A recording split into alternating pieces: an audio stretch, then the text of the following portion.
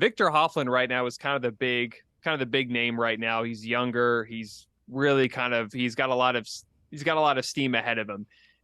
A lot of people are thinking he's going to win a major next season. Do you think he finally wins a major next season? And if you do, what do you think his best chances are? Which tournament do you think he wins next season? So I'm going to go on record and say he does win a major next year. And his golf swing, he's got that so ingrained to where when it gets off a little bit, he puts in that hard work, but he has that mindset of a champion. And he was just kind of one step away this year. You'd notice he finished second in a couple majors, he finished second in a lot of big golf tournaments, but he's also won some bigger PGA Tour events as well along the way this year. And I'm telling you right now, he's going to win the Tour Championship this week.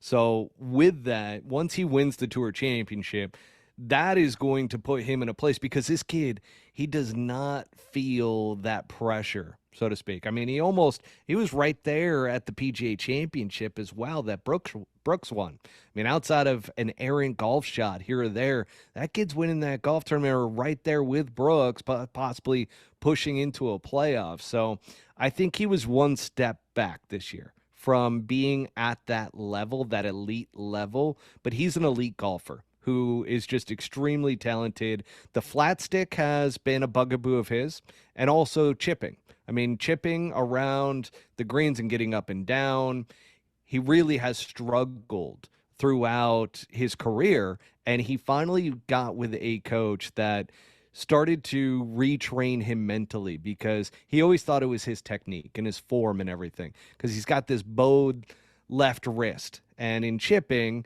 that's normally been kind of called upon as a bugaboo. You know, it's a mistake. It's something that you can't be a great chipper with that. However, you start to look at a lot of the great chippers of today, Jordan Spieth and some of the other guys, and some of them do have the bowed left wrist. And so his instructor, who was just teaching him on short game, all of a sudden revamped his mindset to say, no, your technique is fine. It's the way you're going about your technique that's wrong and your mindset around it that's wrong.